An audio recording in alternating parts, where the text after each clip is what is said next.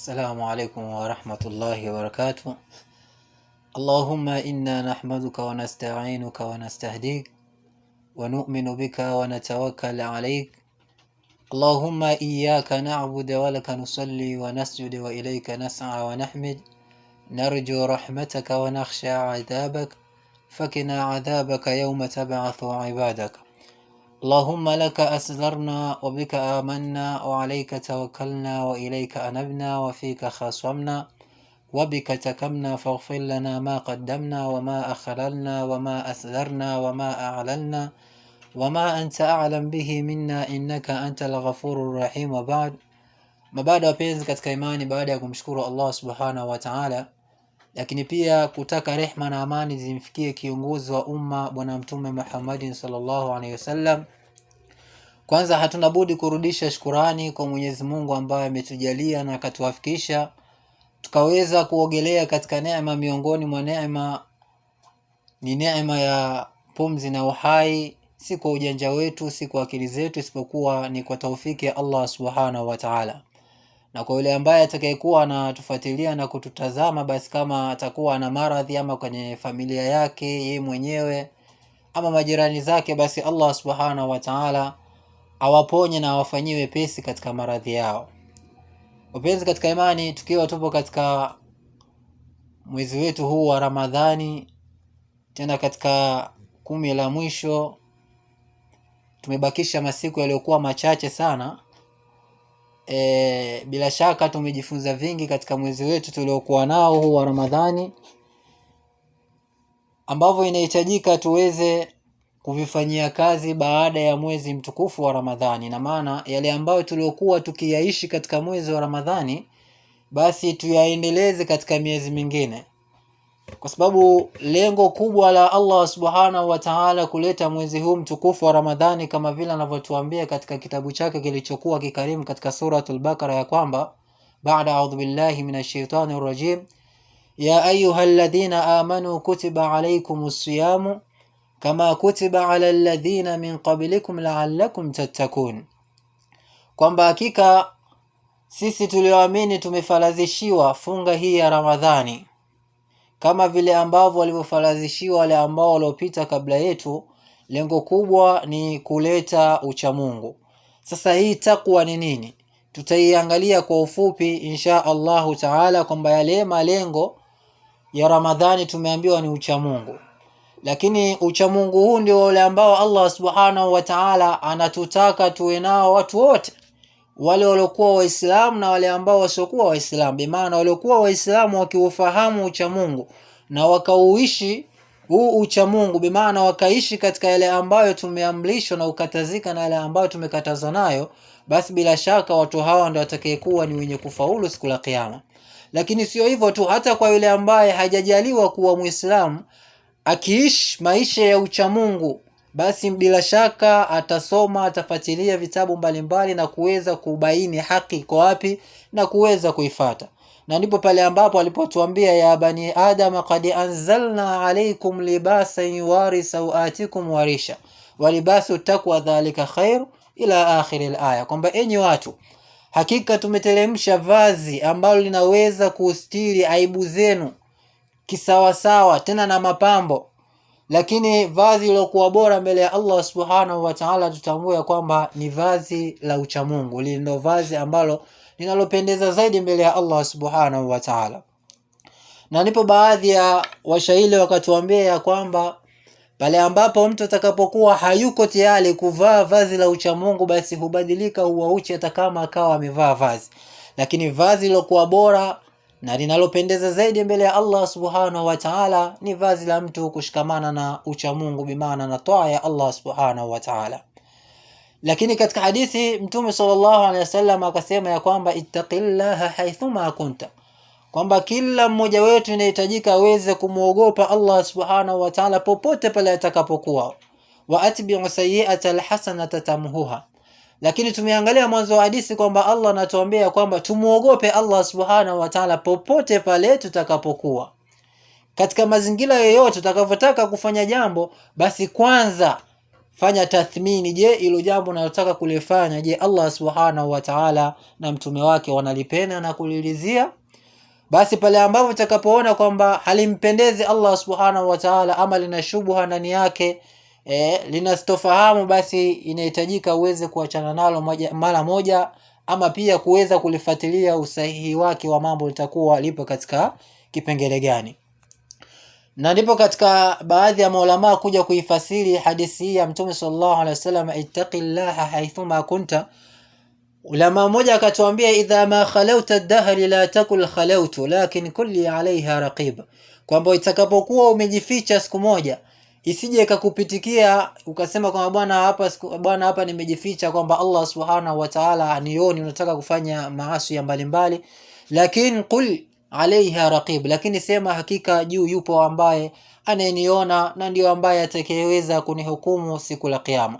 Kwa hiyo wapenzi katika imani, huu ni ubora wa uchamungu, ama ni katika mahimizo ambayo yametolewa katika Qur'ani lakini na hadithi za Mtume sallallahu alaihi wasallam kuhusiana na swala zima la mtu kushikamana na uchamungu. Kwa hiyo yule ambaye atakayeshikamana na uchamungu, basi ndio ambaye atakayeweza kucontrol maisha yake ya kidunia baina ya halali na haramu, baina ya haki na batil. Lakini mtu akikosa uchamungu, basi mtu huyo anakuwa kana kwamba vile nyumba ambayo imejengwa lakini ile foundation yake ama msingi wake haujazingatiwa. Na ndio maana tunaambiana kwamba uchamungu ndio msingi, ndio foundation. Pale ambapo tutakapoona nyumba imejengwa hali ya kuwa ile msingi wake ama ile foundation yake ya chini basi haijatengamaa vizuri, basi hata nyumba itakuwa haijatengamaa vizuri na inaweza kaleta ufa ama ikabomoka. Lakini nyumba ikianziwa chini, kuandaliwa vizuri, ikatengenezwa vizuri, ikawekwa vizuri, matilio yakawa ni mazuri, basi hii nyumba itakapokuwa imeinuka, bila shaka itainuka ikiwa ni imara na ikiwa imetengamaa vizuri. Kwa hiyo huu ndio mfano wa uchamungu. Baadhi ya wakubwa wetu katika elimu wanatuambia ya kwamba uchamungu huko katika sampuli hii. Kwa hiyo wapenzi katika imani, tupo katika mwezi wa Ramadhani mwishoni kabisa. Kuna mambo mengi tuliachana nayo, bila shaka tuliishi katika uchamungu ama tunaishi katika uchamungu. Kuna mambo ya kusengenya tumeachana nayo. Mtu anaogopa kusengenya kwa sababu anaweza akapunguza katika fadhila za ile saumu yake. Lakini sio hivyo tu, mtu ameweza kuachana na uchawi. Kama mchawi alikuwa analoga, ameachana nayo, basi ni moja kwa moja tunaweza tukasema ni kwamba mtu huyu ameweza kuishi katika uchamungu. Lakini kwa wale ambao pia waliokuwa wamegombana, basi walipatana katika huu mwezi mtukufu wa Ramadhani, tunasema pia watu hao walikuwa tunasema kwamba watu hao wanaishi pia katika uchamungu. Lakini kadha wa kadha, mambo mengi na mengi, tulifanya sulhu fima bainana wa baina ikhwanina. Katika hali kama hiyo tulifanya sulhu baina yetu na baina ya ndugu zetu ambao tumegombana nao. Watu tumejikita na katika fadhila mbalimbali za kujitolea katika njia ya Allah subhanahu wa ta'ala, kama ibada iliyokuwa mbeleni kwetu kuhusiana na masala mazima ya zakatul fitr. Nadhani wanawachuoni wanatueleza umuhimu wake, na Mtume sallallahu alaihi wasallam aya pia zipo umuhimu wa zakatul fitri, ule muda ambao inahitajika kutolewa, muda ambao unapendeza, muda ambao ni wajibu. Hayo yote ni katika mazingira ya mtu kushikamana na uchamungu. Yule ambaye hayuko katika uchamungu, basi hawezi kushikamana ama kufungamana na vitu hivi ambavyo vinafanyika ama tunavyovifanya katika huu mwezi mtukufu wa Ramadhani tuliokuwa nayo. Kwa hiyo wapenzi katika imani, mimi niwahusie, baada ya kuondoka katika huu mwezi mtukufu wa Ramadhani, katika masiku haya machache ambayo yanayomalizikia, basi tujitahidini sana kuweza kushikamana na yale ambayo tuliokuwa tumeshikamana nayo katika mwezi huu mtukufu wa Ramadhani. Kama tulikuwa tukisoma Qur'ani, basi tujitahidi kuisoma na kuihitimisha. Lakini pia kama tulikwisha achana na madhambi mbalimbali, zina mfano wake, basi tujitahidi baada ya Ramadhani tuweze kuepukana nayo moja kwa moja. Lakini kama tulifanya sulhu baina yetu, tukapatana na wale ambao tuliokuwa tumegombana nao, basi tujitahidi pia baada ya Ramadhani sije tukarudi kule katika lile janga, isipokuwa tuweze kuendeleza. Lakini pia jambo kubwa zaidi na zaidi, kuweza kujitolea. Tunaona kwenye huu mwezi mtukufu wa Ramadhani watu wanakuwa wanajitolea sana. Watu wanakuwa wanajitoa 100% katika mali, hata nafsi pia, mtu kujitolea kuhudhuria darasa mbalimbali. Lakini baada ya Ramadhani, maalasaf, masikitiko yaliokuwa makubwa, tumekuwa tunakengeuka ile ambao tuliokuwa tukiishi katika mwezi mtukufu wa Ramadhani. Kwa hiyo tujitahidini sana kujitolea, kwa sababu hakika kwenye kutoa hakuwezi kupunguza chochote katika mali yako, isipokuwa Allah subhanahu wa ta'ala hukuongezea kilichokuwa kizuri. Lakini sio kukuongezea tu kilichokuwa kizuri, bali Allah subhanahu wa ta'ala utia baraka kwenye hiyo biashara yako, katika mali yako, katika pesa yako pia. Mfano mzuri tuliokuwa nao, tupo na hii media ya Al-Aqsa Media. Bila shaka inahitaji mchango mkubwa sana kutoka kwenu nyinyi Waislamu ama waumini wa kweli mlioamini, kuweza kujitolea, kuweza kuifanikisha katika zile changamoto ambazo zinapatikana katika media hii. Basi tuweze kujitolea ili kuweza kuwavusha. Nadhani masiku machache yaliyopita nyuma, takriban kama wiki kadhaa, tuliona kwamba kulikuwa kuna zoezi la uchangiaji wa media hii ya Al-Aqsa. Kwa hiyo walijitokeza baadhi ya watu, Allah subhanahu wa ta'ala walipe, na waliweza kuahidi vile ambavyo walivyokuwa wameviahidi, ingawa bado havijatosheleza. Kuna uhitaji mkubwa sana kwa ajili ya kuweza kurekodi mambo ya dini, kusimamia mambo ya dini na kuyarusha, ili yaweze kukufikia wewe yakiwa katika hali mzuri, katika minzali mzuri, katika muonekano pia mzuri. Kwa hiyo tujitahidini sana wapenzi katika imani kuweza kujitoa. Ili nimeweza kuchomekea tu kwa sababu hii media ambayo sasa hivi inanirekodi mimi, tutambue ya kwamba inahitaji mchango mkubwa sana kutoka kwako wewe Muislamu. Ina mambo mengi sana ya kuweza kuboresha.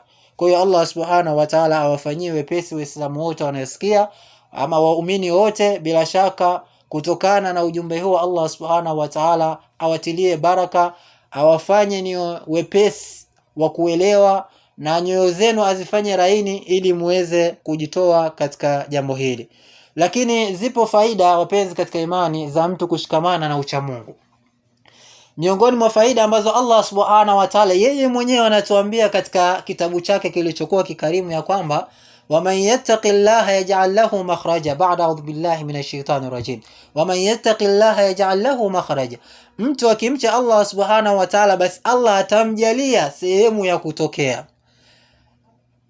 Kivipi? Kwamba mtu takapokuwa, leo hii tunaona watu wengi wanapopatwa na misukosuko, shida mbalimbali, maradhi kidogo Allah anakutingisha, basi moja kwa moja watu huwa humsahau Allah subhanahu wa ta'ala na kukimbilia sehemu ambazo Allah huyu hazipendi na haziridhii kabisa. Mtu leo hii mtu anaumwa kidogo tu tumbo, basi lazima wakapige ramli, waangalie kwa waganga, inakuwaje, tatizo nini, bwana ni mtu fulani au alimloga na nini.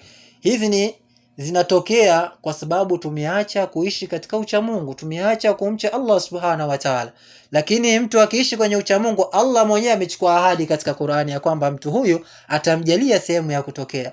Lakini sio hivyo tu, waman yattaqillaha yaj'al lahu min amrihi yusra, yule ambaye atakayemcha Allah subhanahu wa ta'ala pia kisawasawa, basi Allah subhanahu wa ta'ala mtu huyu basi atamjalia katika mambo yake kuwa kuna wepesi kabisa.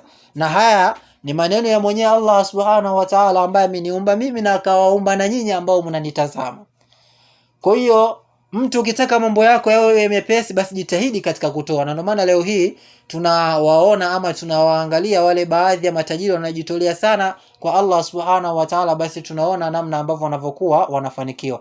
Lakini wamayatakillaha, Allah anatuambia, nimalizie kwamba wamayatakillaha, yule ambaye atakayemcha Allah pia subhanahu wa ta'ala, yaj'al, anasema kwamba yukaffiru anhu sayyiati wa yu'dhimu lahu ajra, usamehewa madhambi yake na unyanyuliwa daraja. Kwa hiyo Allah subhanahu wa ta'ala tujalie kwa haya machache nimeyafikisha, basi tuweze kuyafanyia kazi insha Allah. Kwa pale ambapo nimepatia, basi ni kutokana na taufiki ya Allah subhanahu wa ta'ala, na kwa pale ambapo nimeteleza ama nimekosea ni kutokana na uchache wa elimu yangu. Wassalamu alaikum wa rahmatullahi wa barakatuh.